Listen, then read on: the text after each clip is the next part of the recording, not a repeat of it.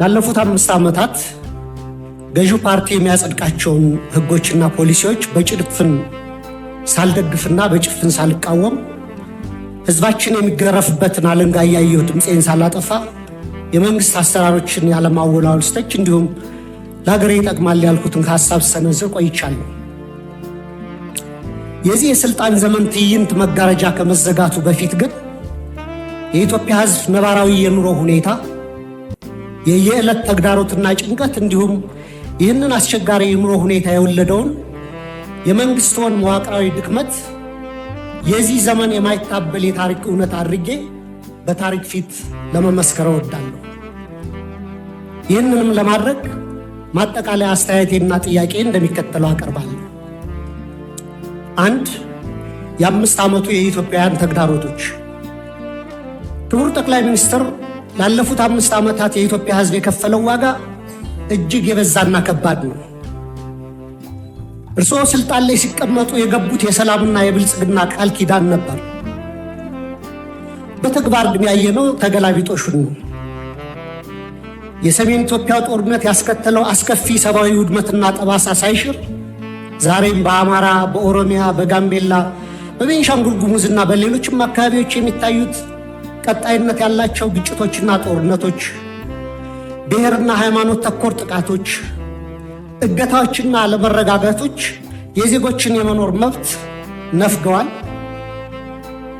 በቅርቡም ከትግራይና ከኤርትራ ኃይሎች ጋር የሌላ ጦርነት ስጋት አሳሳቢ ደረጃ ላይ ደርሷል። በፖለቲካው መስክም የፖለቲካ ምህዳሩ መጥበብ፣ የሀገራዊ ተቃርኖች መስፋት ወይም ፖለቲካል ፖላራይዜሽን፣ የነጻ ሲቪል ማህበራት መቆስመን፣ በጋዜጠኞችና በሚዲያዎች ላይ እገዳዎችና እክሎች ዜጎች አማራጭ ድምፅ እንዳያሰሙ አፍነዋቸዋል። በርካታ የፖለቲካ እስረኞችም ህገ መንግስታዊ የፍትህ ዋስትና ተነፍገው ይገኛሉ።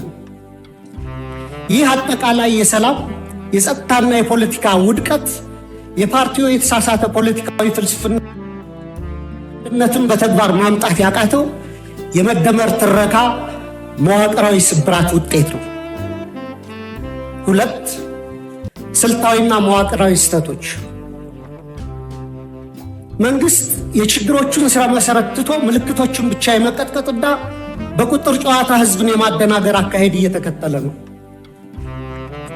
በተላከልን የመንግስት አፈጻጸም ሪፖርት ላይ የሀገሪቱ ኢኮኖሚ በ2018 በጀት ዓመት 10.2 እንደሚያድግ፣ የግብር ገቢ 1.5 ትሪሊዮን ብር መድረሱን፣ የሸቀጦች የውጭ ንግድ $11 ቢሊዮን ማስገኘቱንና የውጭ ሐዋላ ፍሰት $7.7 ቢሊዮን መድረሱ ተገልጿል። ነገር ግን እነዚህ የቁጥር ስኬቶች የዜጎችን የኑሮ እውነታ ፍጹም አይወክሉም። እንዲያውም መሬት ላይ ካለው እውነታ ጋር በጽኑ ይጋጫሉ። ምክንያቱም አንደኛ የኑሮ ውድነትና የዋጋ ግሽበት ከገቢያችን ጋር አልተመጣጠንም። ሪፖርቱ እስከ ግንቦት 2018 ዓ.ም አጠቃላይ የዋጋ ግሽበት 13.4፣ የምግብ የዋጋ ግሽበት ደግሞ 15% ደርሷል ይላል። ይህን ግሽበት ለመደጎም መንግስት 379 ቢሊዮን ብር ማውጣቱ ቢገለጽም በተግባር ግን ባለፉት ዓመታት የተተገበረው የማክሮ ኢኮኖሚ ማሻሻያ ዝቅተኛውን የማህበረሰብ ክፍል ለከፋ ድህነት በዳረገበት ሁኔታ ላይ እንገኛለን። ማሻሻያውን ተከትሎ የመጣው ሰማይ የነካ የዋጋ ግሽበት በሚሊዮኖች የሚቆጠሩ ዜጎችን የመግዛት አቅም ሙሉ በሙሉ አሳጥቷል። ይህንንም ተከትሎ ቋሚ ደሞዝ የሚከፈላቸው የመንግስትና የግል ድርጅቶች ሰራተኞች፣ ዝቅተኛ ገቢ ያላቸው የከተማ ነዋሪዎች፣ አነስተኛ ነጋዴዎች፣ አነስተኛ ይዞታ ያላቸው አርሶ አደሮችና አርብቶ አደሮች ወገኖቻችን በስውር ረሃብ ውስጥ ወድቀዋል። የቤት ኪራይ ከአብዛኛው ዜጎቻችን ወርሃዊ ገቢ በላይ ሆኗል። በአሁኑ ወቅት በሀገራችን መካከለኛ የሚባል የህብረተሰብ መደብ ጠፍቶ ጥቂት እጅግ የበለጸጉና አብዛኛው በድህነት የሚማቀቅ 2 መደቦች ሆነዋል። ሌላው የተደበቀ የሀገር ውስጥ ዕዳ መኖሩ በሪፖርቱ መረጃ መንግስት በበጀት ዓመቱ 1.13 ትሪሊዮን ብር ብድር መልቀቁንና 91% የሚሆነውም ለግሉ ዘርፍ የተሰጠ ነው ይላል። ክቡራን የብሔራዊ ባንክ ገዥና የፋይናንስ ሚኒስትርን በተደጋጋሚ ላለፉት ዓመታት መንግስት አንድም ሳንቲም የንግድ ብድር ኮመርሻል ሎን አልተበደረም እያሉ ይናገራሉ። ይህ የውጭ ንግድ ብድርን ብቻ ነጥሎ በማየት እውነታውን የማደብዘዝ አካሄድ ነው። መንግስቱ በግምጃ ቤት ሰነድ እና በሀገር ውስጥ የዕዳ ዋስትናዎች አማካኝነት ከሀገር ውስጥ ባንኮችና ተቋማት በቢሊዮኖች የሚቆጠር ብር እየተበደረ መሆኑንና ይህም የሀገር ውስጥ የዕዳ ሸክምን በከፍተኛ ደረጃ እንዳናረው እና የግሉን ዘርፍ ብድር እንዳጣበበው ለምን ተደበቀ? በየጊዜው በዚሁ ፓርላማ የምናጸድቃቸው በቢሊዮኖች ዶላሮች የሚቆጠሩ የእርዳታ ብድሮች ኮንሴሽናል ሎንስ ለምን በሪፖርቱ አይካተቱ? የዕዳው ምንጭና አይነት መለወጡ ዕዳው መኖሩን ያስቀራል ወይ? ሪፖርቱ አሁንም ድረስ ከግል ዩሮ ቦንድ ባለቤቶች ጋር ያለው ድርድር ስላልተቋጨ ሀገሪቱ በከፍተኛ የዕዳ ቀውስ ውስጥ ያለች ወይም ዴት ዲስትረስ መሆኗንም ይሸሽጋል። በእርግጥ ይህን ጥያቄ ካስገባሁት በኋላ አዲስ ዴቨሎፕመንት እንዳለ በሚዲያዎች ተገልጿል። ሌላው የትምህርትና የማህበራዊ ዘርፍ መውደቅ አለ። በሪፖርቱ ላይ 26 ቢሊዮን ተማሪዎች መመዝገባቸው በስፋት ቢወራም የ12ኛ ክፍል ማጠናቀቂያ ፈተና ከወሰዱ ተማሪዎች መካከል 50% እና ከዛ በላይ ማምጣት የቻሉት 8.7% ወይም 50 ሺህ ተማሪዎች ብቻ ናቸው። ይህም የመንግስትን የትምህርት ጥራት መዋቅራዊ ኪሳራ የሚያሳይ ነው። ክቡር ጠቅላይ ሚኒስትር 58.7% የማለፍ ምጣኔ በየትኛውም ዓለም ታይቶ የማይታወቅ ወይም 92% የመውደቅ ምጣኔ ከፍተኛ የትውልድ ብክነት ወይም ጀነሬሽናል ካታስትሮፊ ነው።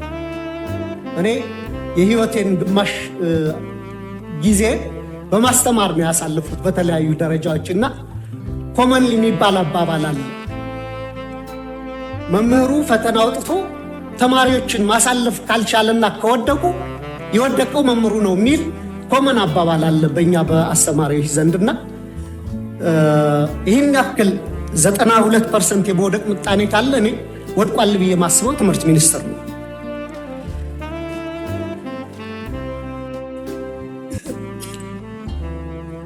በዚህ ሁሉ ተስፋ አስቆራጭ ሂደት ውስጥ አልፈው ለሚመረቁ ወጣቶችም የስራ ዕድል የለም። ይባስ ብሎም ወደ 7 ሚሊዮን የሚደርሱ ተማሪዎች አሁንም ድረስ ከትምህርት ገበታቸው ተገለለው ይገኛሉ።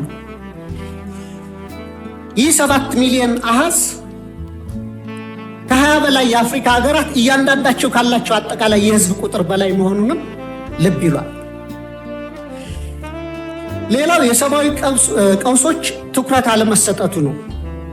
መንግስቱ የመረጃ ማጥራት ስራ ሰርቻለሁ በሚል ሰበብ የሰብአዊ ድጋፍ ፈላጊዎች ቁጥር ከ27 ሚሊዮን ወደ 2.3 ሚሊዮን ወርዷል ይላል። ነገር ግን መሬት ላይ በጦርነትና በድርቅ ምክንያት የተፈናቀሉ፣ የዕለት ደራሽ እርዳታ ያጡ፣ ለቤተሰቦቻቸው ፍጆታ በቂ ምርት የማያመርቱ በሚሊዮን የሚቆጠሩ ዜጎች እያሉን ይህንን ቁጥር ወደ 2.3 ሚሊዮን ዝቅ አድርጎ ማቅረብ ፖለቲካዊ ቁጥር ማሳመር እንጂ የዜጎችን ነባራዊ ህይወት በተጨባጭ የሚያሳይ አይመስለኝም። እንደ WFP፣ ፋኦ፣ ፋሚሊ ኢርሊ ዋርኒንግ ኔትወርክ የሚያስቀምጡት ዝቅተኛ ግምት ከ15.8 እስከ 21.4 ሚሊዮን ኢትዮጵያ ከፍተኛ የምግብ እጥረት ውስጥ እንደሚገኙ ነው። መንግስታዊ ካልሆኑ ድርጅቶች ጋር በተያያዘም የእርዳታ እህል አቅርቦት እንዳያከፋፍሉ በመንግስት መከልከላቸውና ወደ ጥሬ ገንዘብ ድጋፍ ወይም ካሽ ትራንስፈር እንዲያተኩሩ ብቻ መገደዳቸው ተገልጿል። ይህም በገበያ ላይ ካለው የዋጋ ግሽበት አንጻር በርካታ ቤተሰቦችን ለከፋ የምግብ ዋስትና እጥረት የሚዳርግ ነው። የዓለም አቀፍ የገንዘብ ድርጅት እና የዓለም ባንክ በርካታ ገንዘብ ዶላር ወደ ኢትዮጵያ ኢኮኖሚ ኢንጀክት እያደረጉ ነው፣ ፓምፕ እያደረጉ ነው። ይህ መግባቱን ተከትሎ ደግሞ የመጣው ጊዜያዊ የማክሮ ኢኮኖሚ መረጋጋት ታይቷል። እሱ ጥሩ ነው። የፎሬን ከረንሲ ሪዘርቭ ማደጉ፣ የማክሮ ኢኮኖሚ አመላካቾችም በተወሰነ ደረጃ መረጋጋት ማሳየታቸው መልካም ጅማሮ ቢሆንም የተገኘው ለውጥ የኢትዮጵያውያንን ሕይወት በተግባር ካልቀየረ ዘላቂ ትርጉም አይኖረውም። የችግሮቻችን ስረ መሰረት ችላ በማለት በጊዜያዊ ማስታገሻዎችና በፎሬክስ ክምችት እድገት ትረካ ብቻ ሀገር ረጅም መንገድ መውሰድ የምንችል አይመስለኝም። 3 የመፍትሄ ሐሳቦች። ክቡር ጠቅላይ ሚኒስትር፣ እኔ በተደጋጋሚ ለማሳየት እንደሞከርኩት ለሀገራችን ዘላቂ ሰላምና መረጋጋት፣ ብሔራዊ ደህንነትና ልማት የሚከተሉት 3 መፍትሄዎች ዛሬም በመጨረሻ ቀን ደጋግሜ ማቅረብ እፈልጋለሁ። 1. እውነተኛ ብሔራዊ ውይይትና የፖለቲካል መፍትሄ ፖለቲካል ሴትልመንት መድረስ አለብን። በብሔራዊ ምክክር አጀንዳ ማሰባሰብ ሂደት ከ200 ሺህ በላይ ዜጎች ተሳትፈውበታል የተባለለት ሂደት ሐምሌ 2008 ጀምሮ ሀገራዊ ምክክር ጉባኤው እንደሚካሄድ ተገልጿል። ይህንን አንደኛ ከመንግስት የፖለቲካ ተጽዕኖ ሙሉ በሙሉ ነፃ ማድረግ፣ ሁለተኛ አሁንም ተቻኩለን ሂደቱን ለመጨረስ ከምንሯሯጥ ይልቅ ሁሉንም የታጠቁና ያልታጠቁ የፖለቲካ ኃይሎችን ያካተተ እውነተኛ የምክክር ሂደት ማድረግ ያስፈልጋል ብዬ አስባለሁ። ሀገራችን እግር ከወርች አስረው የያዟትን የፖለቲካ ቅራኔዎች በዘላቂነት ለመፍታት ወደ ነፃና ፍትሃዊ የሽግግር ሂደት ትራንዚሽናል ጀስቲስ ሂደት ማምራትና ሁሉን አቀፍ ሀገራዊ እርቅ ማውረድ ብቸኛው መውጫ መንገዳችን ነው። የታጠቁ ኃይሎች ውጊያ በቀጠሉበት ሁኔታ የሚካሄድ የምክክር ሂደቱ በተጠናቀቀ ማግስት የእርስ በርስ ጦርነቱ ከቀጠለ የምክክር ሂደቱ ከፍተኛ የገንዘብና ጊዜ ባከነበት ትርጉም የለሽ ሂደት ሆኖ እንደ ማንነትና ወሰን እንዲሁም እንደ ብሔራዊ እርቀ ሰላም ኮሚሽኖች ያለ ውጤት ይበተናል። 2. ሁሉን አሳታፊ ህገ መንግስታዊ ማሻሻያና እውነተኛ ፌዴራላዊ ስርዓት ማቆም ያስፈልጋል። ሁሉም ዜጎች እኔ ነው የሚሉት ህገ መንግስት እንዲኖረን የህገ መንግስት ማሻሻያ ማድረግ፣ ውሳኔዎችን ከአንድ ማዕከል በኃይል ከመጫን በመውጣት የክልሎችን የራስን ዕድል በራስ የማስተዳደር መብት ሙሉ በሙሉ የሚያከብር ነገር ግን ሀገራችንን ከብሔር መከፋፈል ወይም ባልካናይዜሽን የሚያወጣና ሀገራዊ እድገትን የሚያሰፍን ሚዛናዊ የስልጣን ክፍፍል መፍጠር፣ የሀብት ክፍፍሉንና ፊስካል ፌዴራሊዝሙን የፈጠሩት የሀብትና የልማት ኢፍትሐዊነትንም ማረም ያስፈልጋል። የሀገር ውስጥ የምርት መነቃቃትና ማህበራዊ ዋስትናንም ማጠናከር ይገባናል።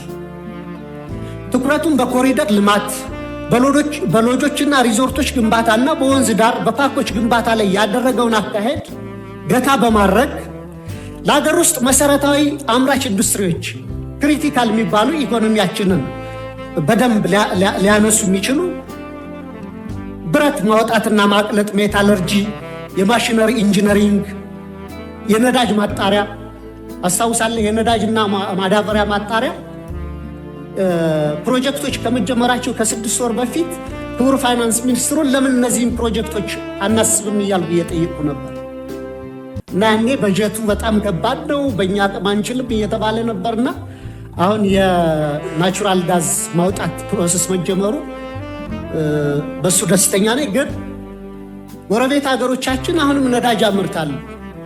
ከነዚህ ሀገሮች ገዝተን አጣርተን ባይ ፕሮዳክቱንም የመጠቀም የሀገራችንን የነዳጅ ፍጆታ ከመሸፈን አልፈን ለጎረቤት ሀገሮች መላክ ስለምንችል በደርግ ጊዜ ተደርጎ ስለነበር አሁንም የነዳጅ ማጣሪያ እንዲታሰብበት፣ የማዳበሪያ ፋብሪካም ጠይቄ ነበር። የዩሪያው መጀመሩ በጎ ነው። የዳፕ ማዳበሪያ ፋብሪካ ማሰብ መጀመር አለብን። የፋርማሲውቲካል ኮምፕሌክስ፣ ምግብ፣ ዘይት፣ ቴክስታይል ወዘተ እነዚህ ፋብሪካዎች ላይ መስራት ያስፈልገናል። እንደ ባቡር፣ ሀገር አቋራጭ ፍጥነት መንገዶችና የኃይል ግንባታ፣ ለመስኖ መጠጥና ለተለያዩ አገልግሎቶች የሚውሉ መልቲፐርፐዝ ግድቦች፣ ዘመናዊ ግብርና፣ የመኖሪያ ቤቶች ግንባታና ለምግብ ዋስትናና ለድሆች የሚሆን ጠንካራ ማህበራዊ የደህንነት መረብ መዘርጋትም በቀጣይ ሊታሰብበት ይገባል። በመጨረሻም ጥያቄ መንግስቱ ላለፉት 5 ዓመታት ሲከተለው የቆየውን የፖለቲካ ችግሮችን በኃይል ከመፍታት ወደ ሰለጠነ የፖለቲካ ድርድር በመሻገር ሀገራዊ አቅምን የበሉትን የትጥቅ ግጭቶች በዘላቂነት ለመቋጨት ሁሉንም የታጠቁ ኃይሎች የሚጋብዝበት እውነተኛና አካታች የፖለቲካ ድርድር ለማድረግ እንዲሁም የህዝቡን መሰረታዊ ህልውናና የኑሮ ዋስትና ለማረጋገጥ የሚወስዱት በተግባር የሚለካ ግልጽ የሰላም የጊዜ ሰሌዳ ለማዘጋጀት ያለውን ቁርጠኝነት ቢያብራሩልን የኢትዮጵያ ህዝብ በአዲሱ 2019 ዓ.ም በተግባር ላይ የሚችለው ተጨባጭ ተስፋ ምን እንደሆነም እንዲያስረዱ ጠይቃለሁ። በጣም አመሰግናለሁ። እንኳን ደህና መጣችሁ ወደ ማልቲቪ